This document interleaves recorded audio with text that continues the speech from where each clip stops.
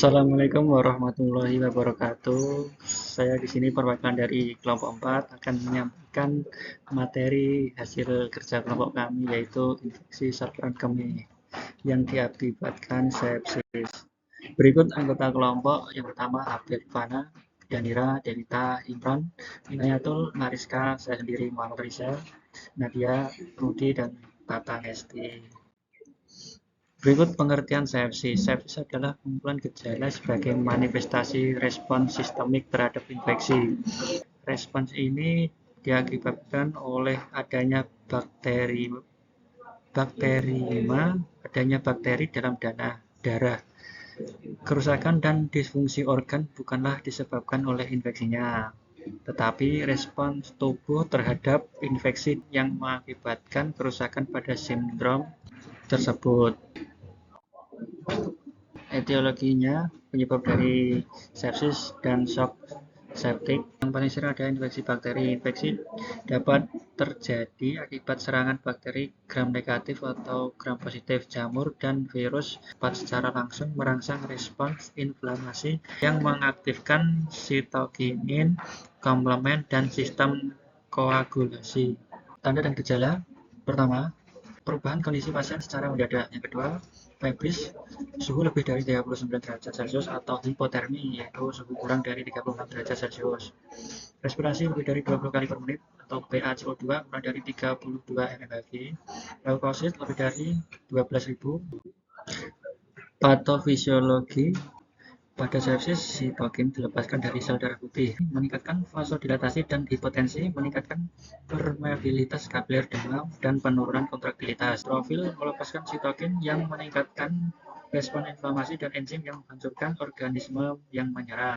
Enzim ini juga dapat merusak lapisan endotel vaskular, meningkatkan respon inflamasi akibat kerusakan pembuluh darah dan sel endotel yang rusak melepaskan lebih banyak sitokin.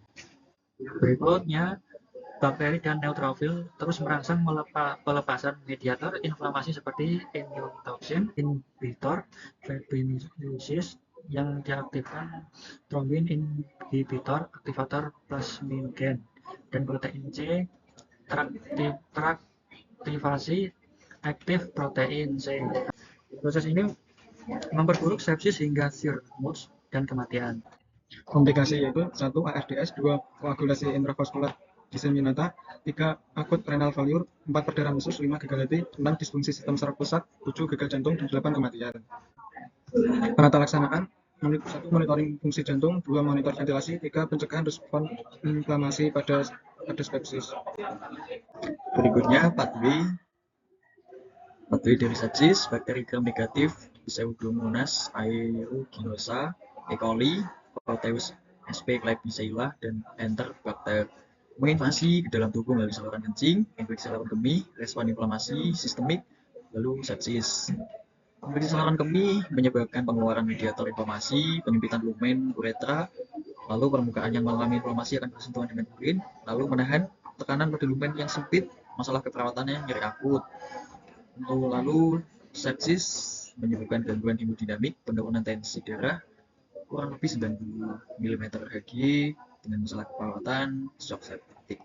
Sepsis juga menyebabkan produksi IL-1, pengaktifan sistem komplement, dan perangsang sinetesa dan pelepasan sel pirogen oleh leukosit.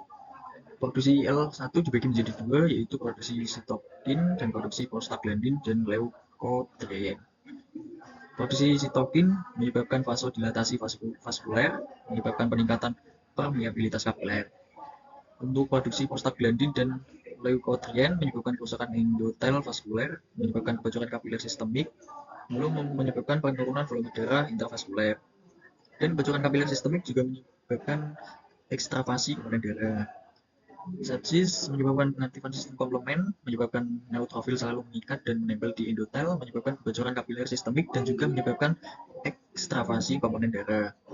Sepsis juga merangsang sinetesa dan pelepasan sel pirogen oleh leukosit, menyebabkan zat pirogen beredar dalam darah, menyebabkan aktivasi prostaglandin, lalu peningkatan suhu tubuh, masalah keperawatannya hipertermi.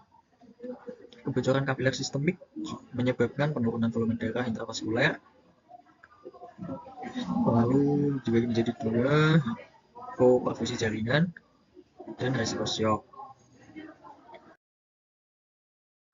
Jaringan kapiler, jaringan otak, jaringan ginjal, otot jantung. Untuk jaringan kapiler, masalah keperawatannya ketidakefektifan fungsi jaringan perifer. Untuk jaringan otak, masalah keperawatannya risiko ketidakefektifan fungsi otak. Untuk jaringan ginjal, muncul masalah keperawatan risiko ketidakefektifan fungsi ginjal. Untuk otot jantung, menyebabkan iskemik otot jantung, pompa jantung tidak adekuat, muncul masalah keperawatan penurunan curah jantung. Lalu, hipoperfusi jaringan menyebabkan O2 ke jaringan menurun, menyebabkan kelemahan, muncul masalah keperawatan intoleransi aktivitas. Asuhan keperawatan A pengkajian. Yang pertama, identitas klien. Ada nama pasien Nyonya S, umur 57 tahun, jenis kelamin perempuan, tanggal MRS 10 Juni 2021, diagnosa medis penurunan kesadaran, shock sepsis, sub ISK, ARDS, dan CKD. Bahan utama, penurunan kesadaran. Yang ketiga ada riwayat penyakit sekarang. Pada 1 Juni 2021, pukul 12 WIB, pasien diantar keluarga karena tidak sadar. Keluarga pasien mengatakan sudah beberapa hari pasien tirak-balik di rumah dan masih bisa komunikasi sedikit, namun lama-lama sering mengalami penurunan kesadaran. Keluhan sesak napas sejak beberapa hari, batuk berdahak dan tidak bisa mengeluarkan dahak. Dan pasien sering demam, mual, muntah, dan pusing sebelumnya. Riwayat stroke, kelemahan anggota gerak kiri. Pada bulan Mei, tanggal 15 tahun 2021, MRS di RSPAL selama 2 minggu karena stroke. Pasien sudah terpasang sonde dan kateter urin. Yang kedelapan ada pemeriksaan fisik, ada keadaan umumnya lemah, B1 atau breathing, RR-nya 14 kali per menit dengan bantuan ventilator, PEEP 5, FiO2 40%, O2 terpasang OPA, irama nafas irregular, pola nafas hiperventilasi, taktil atau vokal paramitis tidak ada, suara nafas gargling, suara nafas tambahan bronki, sesak nafas ada nafas pelan namun dalam. Warna kuning kental, ekskresi produksi banyak pada EET, ekskresi produksi banyak pada mulut. Sputum ada, SpO2-nya 93% dan terpasang ventilator PEEP 5, FiO2 40%. B2, CRP lebih dari 2 detik, nadi 105 kali per menit, tekanan darah 163/101 mmHg, akar hangat, kering, pucat. B3, kesadaran sokor, disorientasi ada, GCS E3PX M4. B4, eliminasi urin, rek, pasien terpasang kateter dengan jumlah 0, gangguan anuria. F5, mulut kotor, membran mukosa kering, makan diet cair, CGM 6 kali 200 cc. Alat bantu terpasang NGT, GDA 84 mg per dl, kulit tidak elastis, rom terbatas pada kedua lutut, edema pada kedua kaki. Pemeriksaan penunjang 1, laboratorium leukosit, hasilnya 14.490, HB hasil 11, trombosit hasil 234.000, ini HCT hasil 33,10, GDA dengan hasil 84, natrium dengan hasil 137,9, kalium dengan hasil 3,84, klorida hasilnya 104,5, PT dengan hasil 28,3, KPTT dengan hasil 51,3, PCT dengan hasil 0,217, INR dengan hasil 2,9, 2 penata laksanaan pentolin rute Nebilventi dengan dosis 3x1, Solvon dengan rute Nebilventi dosisnya 3x1, Fosublactam dengan rute IV bolus dosisnya 2x2 gram, Omeprazole dengan rute IV bolus dosisnya 2x40 mg, obat ondansetron dengan rute IV bolus dosis 2x8 gram, Perimpera IV bolus dengan dosis 3x1, Novorapid dengan rute subkutan dengan dosis 3x60 UI, Lavemir rute subkutan dosis 1x6 UI, vitamin C rute oral dosis 1x250 mg, amlodipine rute oral dosis 1x1 mg. Analisa data. Yang pertama, DS pasien dyspnea, DO penurunan kesadaran, irama nafas irregular, respirasi 14 kali per menit, bantuan ventilator, PEEP 5, FiO2 40% dan terpasang OPA. Bunyi nafas tambahan ronki, penyebab ketidakseimbangan ventilasi perfusi, masalah keperawatan, gangguan pertukaran gas. Analisa data yang kedua, DS, pasien sulit bicara, pasien dyspnea. DO, pasien tidak mampu batuk efektif, sputum berlebih, terdapat suara nafas tambahan ronki. Penyebab hipersekresi jalan nafas, masalah keperawatan bersihan jalan nafas tidak efektif. Diagnosa keperawatan, 1. Gangguan pertukaran gas berhubungan dengan ketidakseimbangan ventilasi perfusi dibuktikan dengan pasien dyspnea. Yang kedua, bersihan jalan nafas tidak efektif berhubungan dengan hiperekresi jalan nafas dibuktikan dengan sputum berlebih. Rencana asuhan perawatan, tujuan dan kriteria hasil. 1. Diharapkan respon ventilasi mekanik meningkat dengan kriteria hasil FiO2 memenuhi kebutuhan. Intervensinya, 1. Periksa indikasi ventilator mekanik misal kelelahan otot, nafas, disfungsi neurologis, asistosis respiratorik. 2. Monitor efek ventilator terhadap status oksigenasi, misal bunyi paru, ekskrai paru, AGD, respon subjektif pasien. 3. Monitor kriteria perlunya penyapihan ventilator. Tingkat kesadaran pasien meningkat dengan harapan dari yang awalnya stupor menjadi kompos-medis. Tidak ada sekresi jalan nafas, tidak ada suara nafas tambahan. Saturasi oksigen pasien dalam batas normal 95-100%. Intervensinya, atur posisi kepala 45-60 derajat untuk mencegah aspirasi, laksanakan oral hygiene secara rutin, lalu kolaborasi penggunaan PS atau PEEP untuk meminimalkan hiperventilasi halus. Yang kedua, diharapkan bersihan jalan nafas meningkat serta respon ventilasi mekanik meningkat dengan kriteria hasil pasien mampu batuk efektif, produksi sputum menurun, tidak ada suara nafas tambahan, pasien tidak memi, pasien tidak dyspnea, frekuensi nafas normal 15-20 kali per menit, pola nafas pasien reguler, pasien tidak gelisah, tidak sianosis dan tidak sulit berbicara. Berikutnya,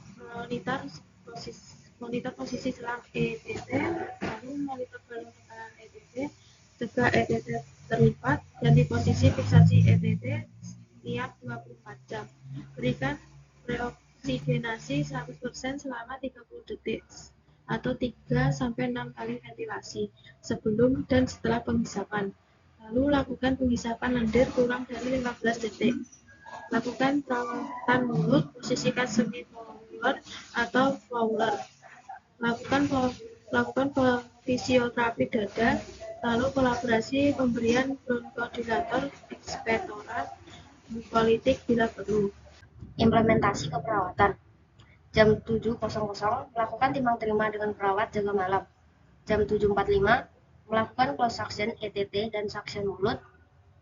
Respon sputum kuning kemerahan. 7.50 melakukan fisioterapi dada. 8.00 melakukan nebul ventilator dengan Ventolin 1 ml plus disolvan 1 ml. 13.00 melakukan suction ventilator dan suction mulut. Respon sputum kuning kemerahan. 13.05 melakukan fisioterapi dada. 14.00 melakukan timbang terima dengan perawat jaga sore.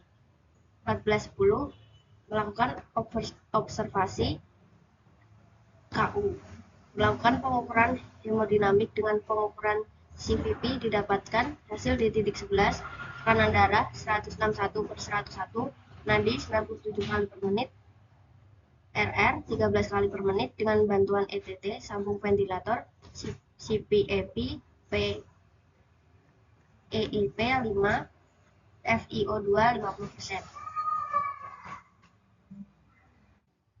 GCS E3, P tidak terkaji, M3, keadaan stupor, sputum kuning kemerahan. 15.30 dicair CDM 6 kali 200 ml. 18.00 melakukan suction ETT dan suction mulut. Respon sputum kuning kental dengan produksi banyak. Melakukan fisioterapi dada. 18.10 melakukan perawatan diri dengan memandikan pasien atau menyeka pasien. 2045 melakukan oral dan vulvahygien. Respon BAB kurang lebih 300 ml warna hijau kehitaman cair. 2100 memberikan nebulizer disolvor 1 ml. 2105 memberikan diet cair CDM 200 ml plus obat oral candasartan 1 tablet. Melakukan suction mulut dan suction ETT. Respon sekret kuning kemerahan, produksi banyak dan kental. Melakukan timbang terima dengan perawat jaga pagi. Pada diagnosa yang kedua, pada pukul 07.00 melakukan timbang terima dengan perawat jaga pagi. Melakukan observasi TTV dan KU pasien dengan hasil tekanan darah 139/93 mmHg, suhu 36,6 derajat Celcius, nadi 116 kali per menit.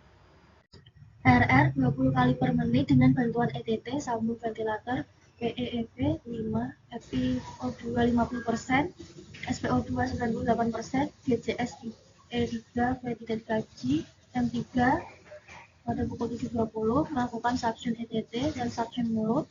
Respon sekutu berwarna kuning kental dengan produksi banyak. Pada pukul 7.35 melakukan fisioterapi dada dan melakukan nebul Ventolin 1 ml. Melakukan rawat luka CDL, lalu mengirim pasien ke ruang HD. Respon selama 4 jam di ruang HD didampingi keluarga dan perawat ICU. Pasien kembali ke ruangan pada pukul 12.40. Pada pukul 13 pasien sampai di ruang ICU dan melakukan observasi TTV. Tekanan darah 132/83 mmHg, suhu 36,7 derajat Celcius, nadi 126 kali per menit, RR 25 kali per menit dengan bantuan ETT sambung ventilator, PEP 5, FiO2 50%, SpO2 99%, GCS E3 V3G, M3. Pada pukul 13.10 mengambil darah pos HD melalui CVC distal. Evaluasi keperawatan nomor 1, subjek tidak ada, objek kesadaran stupor, GCS 3x3 RR 13 kali per menit dengan bantuan ETT sambung ventilator, PEP 5 PiO2 50%, nadi 114 kali per menit. A. Masalah teratasi sebagian. B. Intervensi 1, 2, 3, 4, 7, 8, 9, 10, 11, 12. Yang kedua, subjek tidak ada, objek kesadaran stupor, GCS 3x3, mobil isokor, RR 13 kali per menit dengan bantuan ETT sambung ventilator, PEP 5 FiO2 50%. Terpasang CVC3 lumen di klavikula, sekret kuning merah kental dengan produksi banyak, asesmen masalah teratasi sebagian, planning intervensi 1, 2, 3, 4, 7, 8, 9, 10, 11, 12. Sekian presentasi dari kelompok kami, kurang lebihnya mohon maaf. Wassalamualaikum warahmatullahi wabarakatuh.